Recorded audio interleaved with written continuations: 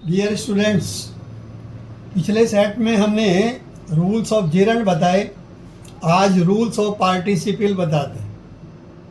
यदि वर्ब में आईएनजी जोड़ने पर उसका हिंदी में अर्थ कर, करके, हुआ, हुए या पर आता हो तो वो पार्टिसिपल कहलाता है।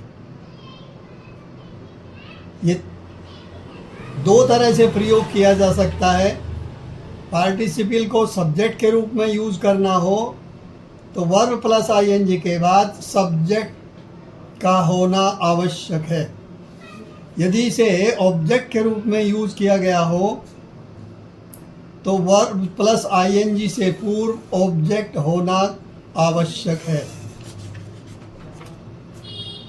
ये तीन प्रकार से प्रयोग किया जा सकता है। प्रेजेंट पार्टिसिपल, इसमें वर्क कंटिन्यू रहता है। इसमें वर्ब प्लस आईएनजी का प्रयोग वाक्य के प्रारंभ, मध्य और अंत में किया जा सकता है। पास्ट पार्टिसिपल, इसमें वर्ब की थर्ड फॉर्म का प्रयोग होता है परंतु इसके बाद नाउन का प्रयोग अवश्य होता है। For example, she found her lost book, तो यहाँ lost book past participle plus noun हो जाता है। थर्ड आता है परफेक्ट पार्टिसिपल। ये तीन प्रकार से बनते हैं। यदि सेंटेंसेस के सब्जेक्ट्स कॉमन हो तो एक्टिव वॉइस में प्रयोग होता है, तब इसे हैविंग प्लस थर्ड फॉर्म से प्रारंभ करते हैं।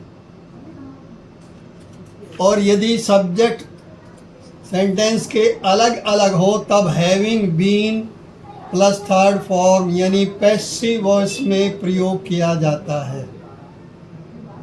थर्ड, और यदि सेंटेंस में रीजन दिया हो और इज, आर, एम, वाज वर्ग के स्थान पर बीइंग का प्रयोग करते हैं।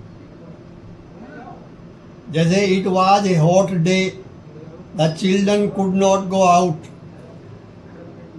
तो यहाँ पर वाज की जगह बीइंग का प्रयोग कर दीजिए। तो it being a hot day the children could not go out.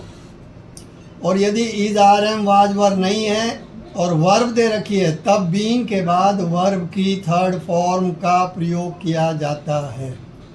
अब मैंने तीन रूल बताए, rules of infinitive, rules of gerund, rules of participle. इन तीनों की तीन एक्सरसाइज मैंने डिस्क्रिप्शन पर डाल दी है, आप उसका प्रैक्टिस कर सकते हैं।